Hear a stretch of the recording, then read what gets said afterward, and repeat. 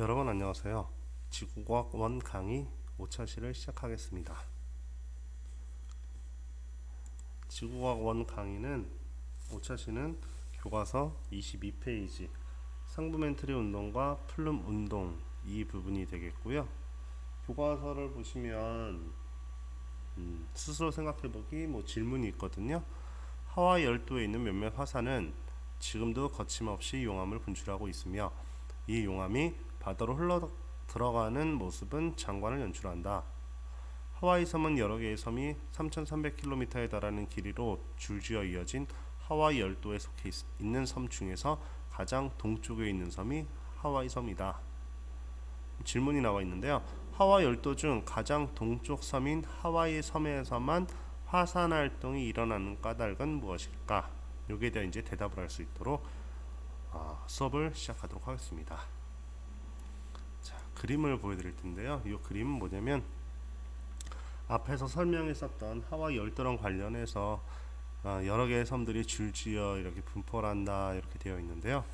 이제 그림을 보시게 되면 여기 세로축에 있는 숫자들이 있죠. 이건 이제 경도가 되고 위도가 되고요. 북위 20도, 30도, 40도, 50도. 그다음에 여기 190, 180, 170 써 있는 얘네 이 숫자들 가로 있는 숫자들은 이제 경도가 되겠습니다. 그다음에 가장 동쪽에 위치한다는 하와이 섬이 있고요. 그다음에 여기 섬들마다 숫자가 있게 되거든요. 이 숫자는 단위가 100만 년 나이죠, 그렇죠? 시간. 이 섬이 만들어진 시기를 말합니다. 자, 보게 되면 하와이 섬이 0.1로 가장 젊고요. 북서쪽으로 갈수록 점점 연령이 증가를 하게 되죠.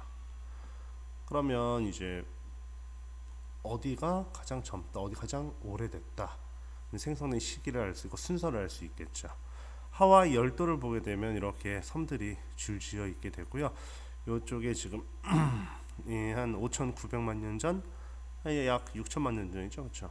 6천만 년 요때 있는 섬들 같은 경우는 정확히 말하면 우리 열도 하면 섬 하는데 섬의 의미가 뭐냐면 불룩하게 나온 지형이 물 속에서 물 밖으로 나와 있는 게 섬이 되겠죠.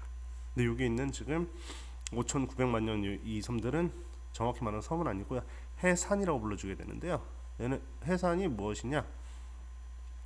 바닷속에 바닷속 안에 있는 산인데 물 밖으로 나오지 못한 거죠. 하지만 다른 곳보다는 이 지역은 수심이 얕겠죠.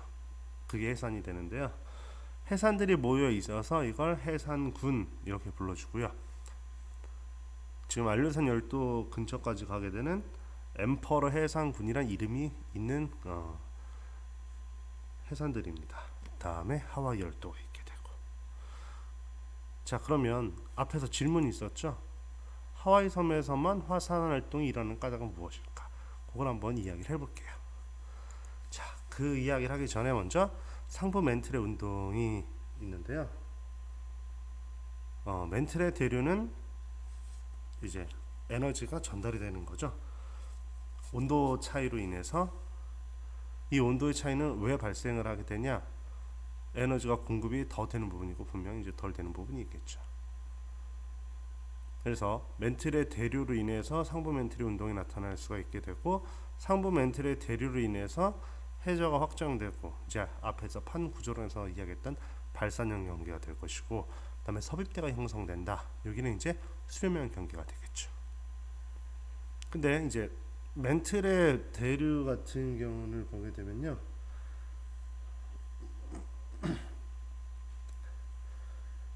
두 가지 경우로 생각을 하는 부분이 있는데 전체에서 일어날 수도 있고 또는 상부 멘틀에서 대류가 일어날 수도 있다 이렇게 생각을 할 수가 있는데 우리가 이제 관찰되는 발산형 경계나 수렴형 경계에서 같은 경우는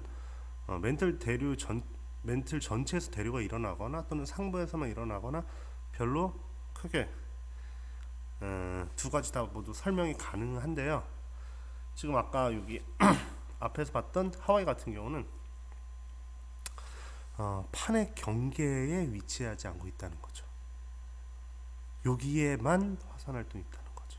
줄지어서 화산 활동이 있는 것이 아니라 하와이에만 있으니까 여기를 판의 경계로 보지는 않거든요.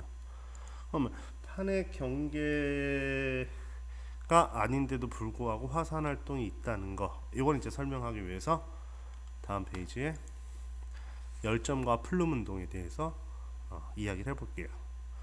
자, 열점은 여러분들 많이 쓰는 그 핫스팟 있죠? 영어로도 원래 핫스팟이고요.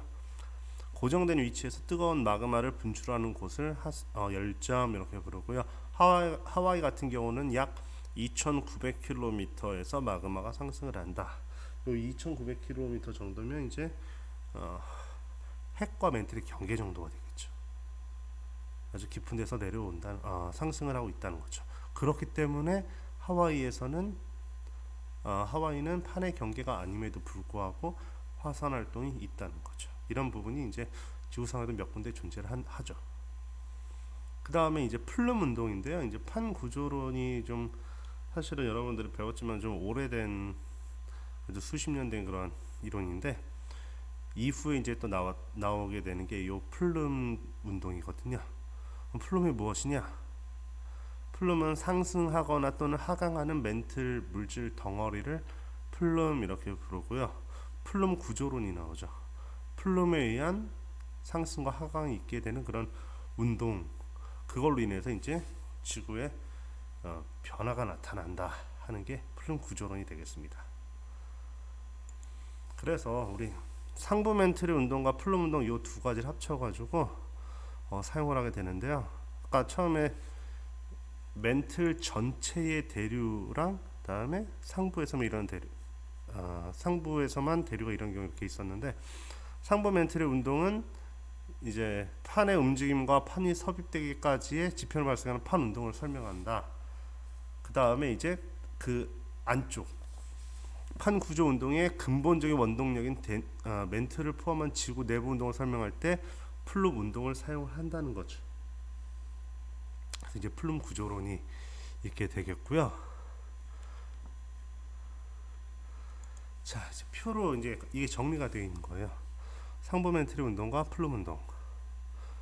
자, 상부 멘틀의 운동을 보게 되면 어떤 내용이냐? 판의 섭입 전 지구 표면의 수평 및 판의 섭입 과정에서 수직 운동을 설명하는 게 상부 멘틀 운동으로 설명이 가능하고요. 플룸 운동은 지구 내부의 변동이 플룸의 상승, 아까 상승 또는 하강하는 멘틀의 물질을 갖다 플룸 이렇게 부른다고 그랬죠.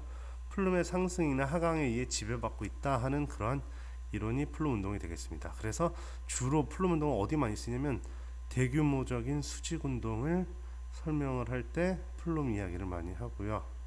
활동 영역을 보게 되면 상부 멘틀의 운동은 연약권 내의 대류, 연약권 이제 암석권 바로 아래 부분이 되겠죠. 상부 멘틀에 포함되는 연약권 내의 대류는 상부 멘틀 운동을 이야기를 하고요.